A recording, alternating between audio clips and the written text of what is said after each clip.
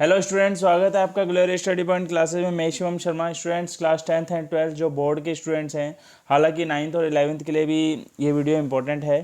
तो फिलहाल जो क्लास 10th एंड 12th वाले हैं वो इस वीडियो को जरूर वॉच करें, क्योंकि इसमें जो उनके मार्क डिस्ट्रीब्यूशन है जो 2022 और 23 में उनको चेंजेस किया गया है, उसके चेंजेस के अकॉर्डिंग क्या बताया गया है कि आपको कितने नंबर थ्योरी में चाहिए और कितने नंबर आपको प्रैक्टिकल में, कि जिससे आपका जो पासिंग परसेंटेज है वो 33% कंप्लीट हो जाए। तो कई बच्चों के मेरे पास कमेंट भी आ रहे थे कि सर हमें 80 में से कितने नंबर चाहिए जिससे हम प्रैक्टिकल में मिला के नंबर हम पास हो जाएं, यानी 80 में से कितने नंबर हम थ्योरी में लाएं और कितने नंबर हमें प्रैक्टिकल में चाहिए जिससे हमें टोटल मिला के हमारे 33 नंबर आ जाएं, तो उससे हम पास हो जाएंगे। या हमें टोटल मिला के 33 नंबर चाहिए, चाहे हमारे थ्योरी में नंबर कम हो प्रैक्टिकल में ज़्यादा हो, तो उससे मिला के 30% नंबर आएँ तो हम पास हो जाएंगे। तो आज आपके जितने भी डाउट हैं वो इस वीडियो में मैं क्लियर कर दूंगा, बिल्कुल विद प्रूफ के साथ हम बात करेंगे। तो वीडियो को पूरा वॉच कीजिएगा। क्लास 12th वाले बच्चे भी, कई बच्चे कन्फ्यूज़न में हैं कि हमें खाली थ्योरी में पास होना होगा, प्रैक्टिकल में तो ऑलरेडी आप पास हो जाएंगे, या प्रैक्टिकल में अगर हमारे ज़्यादा नंबर हैं, थ्योरी में हमारे पासिंग मार्क्स यानी 33% नंबर नहीं आ रहे हैं, तो क्या हम पास हो जाएंगे। तो सारे डाउट आपके इस वीडियो में क्लियर होंगे। चैनल पे नए हैं तो चैनल को सब्सक्राइब जरूर कर ले और बेल आइकन को प्रेस कर ले, ताकि आपको इसी तरीके का अपडेट मिलता रहे। तो आइए वीडियो को स्टार्ट करते हैं। सबसे पहले आप देखेंगे ये जो है उत्तराखंड की अपनी ऑफिशियल वेबसाइट पर दिया गया वो है। इसमें आप देख सकते हैं उत्तराखंड विद्यालय शिक्षा परिषद रामनगर नैनीताल 2022-23। ठीक है, 2022-23 में यहाँ लिखा हाई स्कूल एवं इंटरमीडिएट स्तर पर इकाई परीक्षा एवं प्रोन्नत संबंधी आवश्यक दिशा निर्देश आपको यहाँ दिए गए हैं। ठीक है, देखो पहले यहाँ पे इकाई टेस्ट यानी यूनिट टेस्ट के बारे में बता देता हूँ। ये 9th और क्या कहते हैं 11th के लिए ज़रूरी है। इकाई परीक्षा यूनिट टेस्ट शिक्षा सत्र में कुल 4 इकाई परीक्षाएं ली जाएंगी, जिसमें से 2 इकाई परीक्षाएं अर्धवार्षिक पूर्व यानी अर्धवार्षिक से पहले और दो परीक्षाएं जो है आपकी यूनिट टेस्ट की अर्धवार्षिक के बाद संपादित की जाएंगी। उसके बाद आगे बात करेंगे हम यहाँ पे। ठीक है, ये टाइम टेबल दे रखा है किस किस माह में परीक्षाएं होनी चाहिए।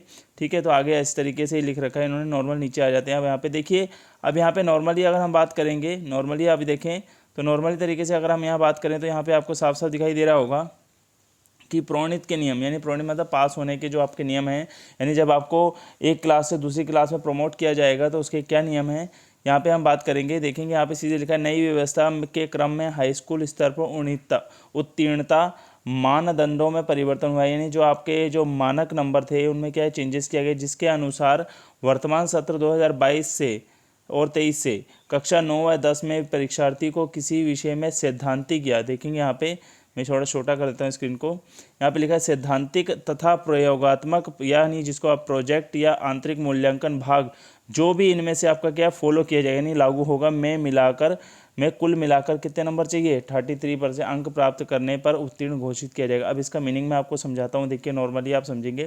पहले हम बात करें सैद्धांतिक की। सैद्धांतिक का मीन आपसे क्या कह रहा है, सैद्धांतिक का मतलब आपका होता है थियोरटिकल पोर्शन, जो आपका थ्योरी का पोर्शन होगा इसमें, और जो आपका कह रहा है प्रयोगात्मक यानी जो प्रैक्टिकल वाला पोर्शन है।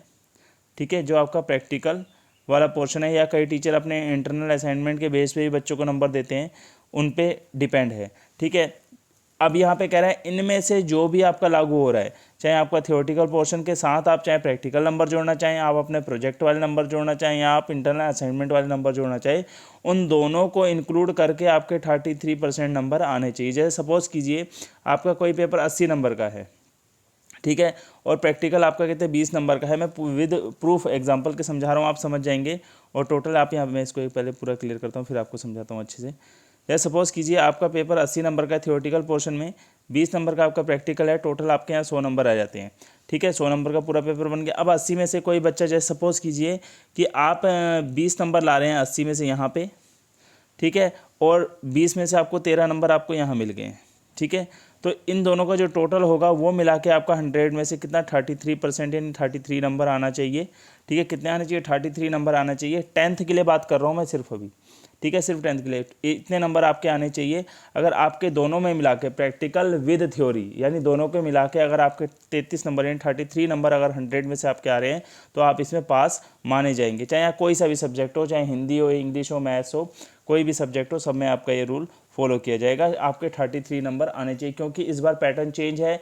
हर सब्जेक्ट में प्रयोगात्मक यानी प्रैक्टिकल के नंबर जोड़े जा रहे हैं। ठीक है, तो आपको 80 में और 80 + 20 दोनों के मिला के आपके 33 नंबर आने चाहिए। 80 में से कुछ नंबर आपके आ जाएं और प्रैक्टिकल के नंबर मिला के अगर आप 33 का स्कोर कर लेते हैं तो आप 10th क्लास में पास माने जाएंगे। ठीक है, यहाँ पे साफ साफ लिखा है उत्तीर्ण घोषित किया जाए, किंतु परीक्षार्थी के विषय के प्रत्येक भाग व सैद्धांतिक, प्रयोगात्मक व आंतरिक मूल्यांकन जो भी लागू अनिवार्य रूप से सम्मिलित होना चाहिए। यानी और इसका दूसरा मीनिंग क्या कहा है कि उस बच्चे ने जिसके ये नंबर आएंगे 33 नंबर का जो क्राइटेरिया इन्होंने दिया, उन्होंने कहा है उसको थियोरेटिकल पोर्शन यानी पेपर देने वो गया हो और उसने प्रैक्टिकल भी दिया हो, दोनों में क्या हो मौजूद रहा हो, उपस्थित रहा हो, यानी प्रैक्टिकल देने भी वो गया हो और पेपर देने भी वो गया हो। इस तरीके से अगर एब्सेंट बच्चा है तो उसको फॉलो नहीं करना है इस रूल को। ठीक है, इस चीज़ को आप ध्यान रखें। आप देखेंगे नेक्स्ट आप यहाँ देखेंगे इंटरमीडिएट की अगर हम बात करें, इंटरमीडिएट स्तर पर कक्षा 11 और 12 पे परीक्षार्थी किसी भी विषय में सैद्धांतिक हो चाहे वो प्रयोगात्मक हो या आंतरिक मूल्यांकन हो, जो भी लागू हो, प्रत्येक में से अलग अलग तरीके से 33% नंबर उसे चाहिए ही चाहिए, यानी उसे 33 नंबर लाने ही होंगे। जैसे एग्जाम्पल के तौर पर मैं आपको समझा देता हूँ कि आप देखिए यहाँ पे जैसा अभी हमने बात की थी, आपका कोई पेपर 80 नंबर का है, चलो वैसे इसमें 70 नंबर का होता है, मैं 70 वाले नंबर से बात करता हूँ। ठीक है, आपका कोई पेपर 70 नंबर का है, फिर 30 नंबर का आपका प्रैक्टिकल होगा और फिर 100 नंबर का आपका होगा। हालांकि इस बार जो है पेपर आपके 80 नंबर के भी बने हुए हैं, जो हिंदी और इंग्लिश के, उसमें भी अभी बात करेंगे क्या होगा। ठीक है, 70 में से आपका जो इसका आपका जो 33% आता है वो आपके 23 नंबर आते हैं। ठीक है, 30 में जो आप उसका 33% निकालेंगे वो आपके 10 नंबर आएंगे। ठीक है, तो इन दोनों का एवरेजन आपको इतना चाहिए। ठीक है, यानी 70 में से 23 नंबर आपके आने चाहिए और 30 में से आपके 10 नंबर आने चाहिए, तब आपके यहाँ 33 नंबर आपके बैठेंगे। और दूसरी तरफ अगर हम बात करें न्यू जो पैटर्न आपको फॉलो किया गया था जिसमें 80-20 वाला जो है, ठीक है, हिंदी और इंग्लिश में आपके 80 और 20 वाला हिसाब है, तो 80 में से आपको 26 नंबर चाहिए।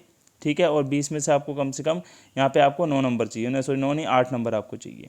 ठीक है, 8 या 7 जो भी मान सकते हैं, 7 वाला पास माना जाता है 20 में से, तो इसको 7 ही कर लें तो ज़्यादा ठीक रहेगा। 7 नंबर आपके चाहिए तो आपके टोटल मिला के यहाँ 33 नंबर आपके आ जाने चाहिए। इस तरीके का क्राइटेरिया फॉलो किया जाए। हालांकि जो आपका 80 में से क्राइटेरिया माना जाता है वो आपका 27 वाला माना जाता है, तो आप 27 ही मान के चलें तो मेरे हिसाब से ज़्यादा बेटर रहेगा। 33% जो आपका 80 में से माना जाएगा वो आपको 27 माना जाएगा, और यहाँ पर आपका जो है 6 नंबर प्रैक्टिकल वाले में आपको 20 में से चाहिए होंगे, या 7, 20 या 6, एक आध नंबर आप ऊपर नीचे किसी भी उसमें कर लें, वो आपको देखा। तो आपके टोटल मिला के 33 नंबर आने चाहिए। ठीक है, इस चीज़ से आप क्लियर हो गया होगा आपके माइंड में कि अगर आपका प्रैक्टिकल है 12th वालों के लिए प्रैक्टिकल और जो आपका कहते थ्योरेटिकल है, दोनों में अलग अलग 33% आपको नंबर चाहिए। पर 10th में ऐसा कुछ नहीं है। 10th में आपके प्रैक्टिकल और थ्योरी दोनों के मिला के 33 नंबर आ जाए, आप पास हो जाएंगे। तो यही चीज़ मैंने आपको बतानी थी। ठीक है, और एक चीज़ और भी समझेंगे। यहाँ देखिए आगे लिखा है कि कक्षा 9 में परीक्षार्थी आर्थिक और वार्षिक दोनों परीक्षाओं के दो विषयों में अनुत्तीर्ण उनको अधिकतम 8 अंक का क्या कृपांक प्रणोदित घोषित किया जाएगा, जबकि उसके द्वारा सैद्धांतिक व प्रयोगात्मक जो भी सब्जेक्ट है मूल्यांकन जो भी लागू हो भाग में कुल मिलाकर 25% अंक प्राप्त किए गए हों तथा समस्त विषयों में कुल प्राप्त अंकों का योग 30% होना चाहिए। यानी कहने का मतलब है 2 विषयों में कुल मिलाकर उसे कितना 8 नंबर का ग्रेस दिया जाएगा, बट क्या होना चाहिए कि और सब में भी उसके कितने नंबर होने चाहिए, 33% नंबर होने चाहिए जिससे वो पास हो सके। ऐसा ही 11 के लिए भी है और ऐसा ही 12 के लिए भी फॉलो किया जाएगा। सेम यही रूल वहाँ पर भी फॉलो किया जाएगा। ठीक है, यही सेम चीज़ है। आगे इसमें ऐसा कुछ नहीं है जो मैं आपको समझाऊँ। यहाँ पे देखिए आगे लिखा हुआ है कि और तो ऐसा कुछ मुझे लग नहीं रहा है, तो यही चीज़ आपको मैंने समझानी थी। और एक चीज़ और देखेंगे, यहाँ पे कुछ और भी लिखा हुआ है। यहाँ पे लिखा है कक्षा 9 व 10 में द्विभाषा व अतिरिक्त विषय के रूप में ली गई भाषाओं में से जिसमें परीक्षार्थी के अधिक अंक प्राप्त होंगे उस भाषा को द्वितीय भाषा या विषय मानकर परीक्षाफल तैयार किया जाएगा। यानी कहने का मतलब है कि मान लीजिए आपके जैसे आपने ऑप्शनल सब्जेक्ट कोई ले रखा है और किसी सब्जेक्ट में आपके नंबर कम हो रहे हैं, तो उस नंबर को उसमें क्या कर दिया, कन्वर्ट करके आपके विषय में घोषित किया। ऐसा इनका मानना है, ऐसा ये बता रहे हैं। ठीक है, अभी आगे देखते हैं, जो भी अब रिजल्ट बन के आता है उसी में पता चलेगा कि आपका इन्होंने एग्जैक्ट इन्होंने क्या करा है।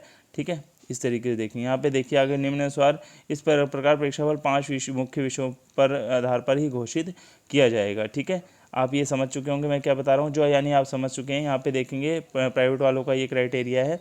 प्राइवेट वालों के लिए जो है डायरेक्टली उन्हें 33% नंबर लाने हैं, उनको प्रैक्टिकल का कोई ऐसा वो नहीं है। ठीक है, तो इस तरीके का अपडेट मैंने आपको देना था, जिससे बच्चों के सारे डाउट, आशा करता हूँ सारे डाउट आपके क्लियर हो गए होंगे। अगर फिर भी कोई कन्फ्यूजन कमेंट करके जरूर बताएं, तो नेक्स्ट वीडियो में उसको भी क्लियर करेंगे। तो मिलते हैं नेक्स्ट अपडेट के साथ, न्यू अपडेट के साथ। Thank you.